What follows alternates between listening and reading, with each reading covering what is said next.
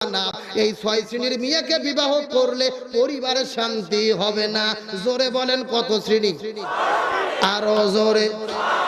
জোর হলো না।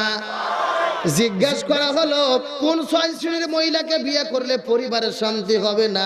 এমন সময় রাসূল বললেন 1 নম্বর হলো আন্নানা, 2 নম্বর হলো মান্নানা, 3 নম্বর হলো হান্নানা, 4 নম্বর হলো হাদ্দক, 5 নম্বর হলো বাররক, আর 6 নম্বর হলো সাত্তক।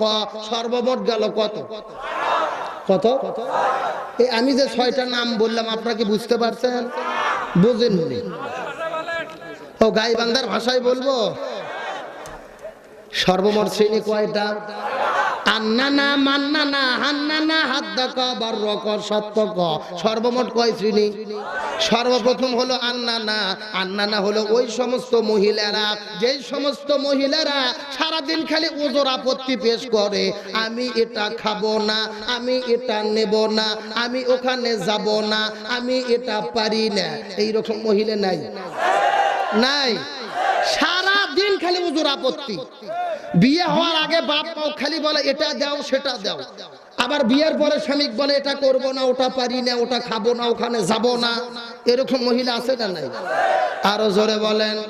এই আন্নানা শ্রেণীর মহিলাকে বিয়ে করলে পরিবারে শান্তি পাওয়া যাবে। 1 নম্বর হলো আন্নানা, 2 নম্বর হলো মান্নানা। যে সমস্ত মহিলাগুলো অন্যকে খোঁটা দিয়ে কথা বলে, কি দিয়া? এ বলেন কি দিয়া?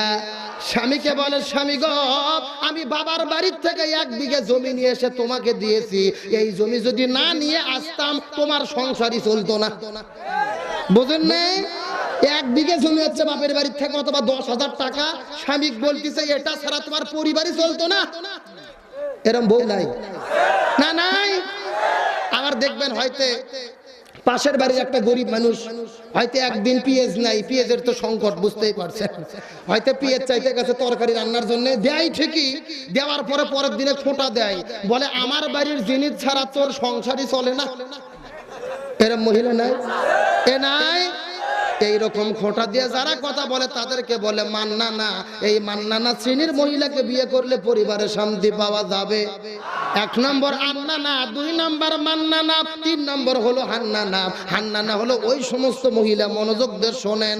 মনে করেন একটা মহিলার প্রথমে একটা জায়গায় বিয়ে হয়েছিল, বিয়ে হওয়ার পরে একটা সন্তান হয়েছে, সন্তানটা হওয়ার পরে ওই স্বামী মারা গেছে, অথবা ওই স্বামী এই মহিলাটাকে তালাক দিয়েছে।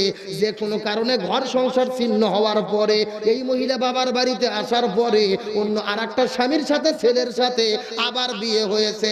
বিয়ে হওয়ার পরে দ্বিতীয় স্বামীর বাড়িতে যাইয়া দ্বিতীয় স্বামীর বাড়ি থেকে টাকা পয়সা সবকিছু জিনিসপাতি চুরি করে আগের ঘরের স্বামীর বাড়ির যেই সন্তান আছে ওই সন্তানকে সব পাচার করে।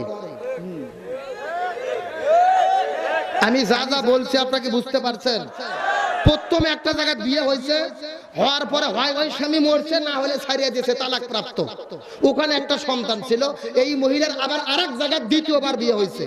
দ্বিতীয়বার বিয়ে হওয়ার পরে ওই স্বামীর জিনিস স্বামীকে না জানাইয়া, জানাইয়া দিলে সমস্যা নাই, না জানাইয়া তলে তলে পাচার করে ওই সন্তানক দেয়। এরকম মহিলা 2-4 জন নাই? এ নাই। এদেরকে বলা হয় হান্নানা। এই হান্নানা গ্রুপের মেয়েকে বিয়ে করলে শান্তি হবে। আরো জোরে বলেন হবে। এই হলো হান্নানা। 4th নম্বর হলো হাদ্দক। হাদ্দক হলো ওই সমস্ত মহিলারা, যে সমস্ত মহিলারা স্বামীর কাছে জোর করে। কি করে? এ বলেন কি করে? স্বামীর কাছে জোর করে। স্বামীর সামর্থ্য আছে 300 টাকা দামের শাড়ি কিনে দেবে, কিন্তু বউ বলতিছে পাখি জামা ছাড়া আমার হবে না। বুঝেন নাই? স্বামীর সামর্থ্য 500 টাকা, ওই দাবি করছে 2000 টাকা। এরা মহিলা নাই? এ নাই। এই স্টার জলসা নাটক কার কার বউ দেখে হাত উঠান তো। একজনও নাই। না না, এলাকার সব মহিলা তো আল্লাহর ওলি হয়ে গেছে না? দেখে না স্টার জলসা নাটক? দেখে না? দেখে দেখে। আমার মনে হচ্ছে আপনারা সব বিয়ে বসে এতিম হয়ে গেছেন। এতিম ভয়েতে কথা বলতেছেন না। আমি কি কিছু বলবো? বলবো। চোখ সরে না, মন ভরে না দেখলে সিরিয়াল। কথা বলেন। জুয়ান বুড়া পোলা মাইয়া নামাজ রোজা সব ফেলাইয়া হইছে বেসামাল, চোখ সরে না মন ভরে না দেখলে সিরিয়াল। সিরিয়ালের নেশায় পয়রা ধরলো প্রেমের জ্বালা, দেশটারে বাসাইয়া গেল হাইরে কেরণ মালা। আছে না নাই? দেখবেন কিরণ মালা নাটক দেখে স্বামী স্ত্রী ভালোবাসার প্র্যাকটিস করে। মেয়ে বলতেছে মা তুমি হবা কেরণ মালা, আমি হব কটকটি।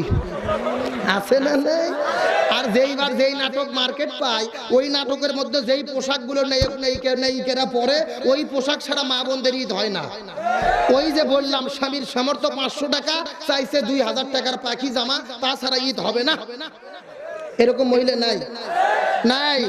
কিন্তু মহিলাটা স্বামী বলতে সাহস পাচ্ছে না, তার কারণ স্বামী হলো গরিব মানুষ। কি মানুষ? কিন্তু আস্তে আস্তে স্বামীর কানে কানে যায় বলতিছে, তার কারণ হলো মা বোনদের যদি কিছু দরকার হয় স্বামীর কাছে দুইটা সময় চাই। কয়টা সময়? প্রথম নাম্বার সময় হলো, আমার দিয়ে খেয়াল করেন, প্রথম সময় হলো যখন আপনাকে খাবার দেবে, ভাত খাইতে দিয়ে ভাত প্লেটও দেওয়ার পরে তরকারি দেওয়ার আগে আস্তে আস্তে স্বামীর কানে যায় বলবে আব্দুল করিমের বাপ একটু দরকার ছিল। কথা বলে, এটা হলো ভাত দিয়ে তরকারি দেওয়ার আগে। আর 2 নাম্বার হলো রাত্রে যখন শোয়ার পরে কানে কানে বলে। কিসে বলে?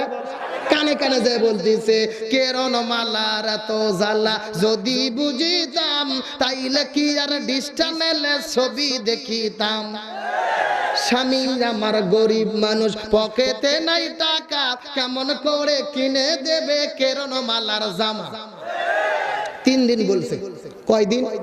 কিন্তু স্বামী কিছু বুঝতে পারেনি।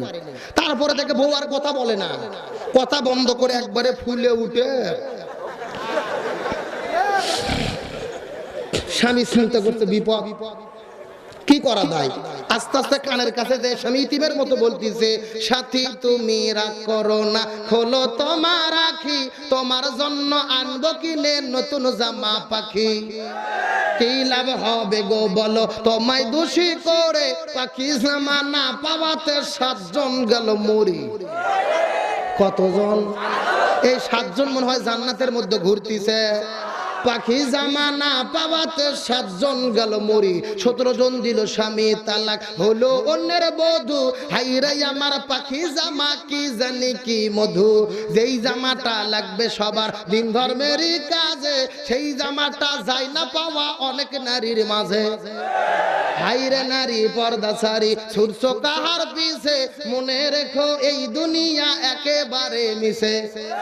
নামাজ পড়ো রোজা রাখো ধরো আল্লাহর কাম, নইলে মাগো কপালে তোমার জুডুবে জাহান্নাম।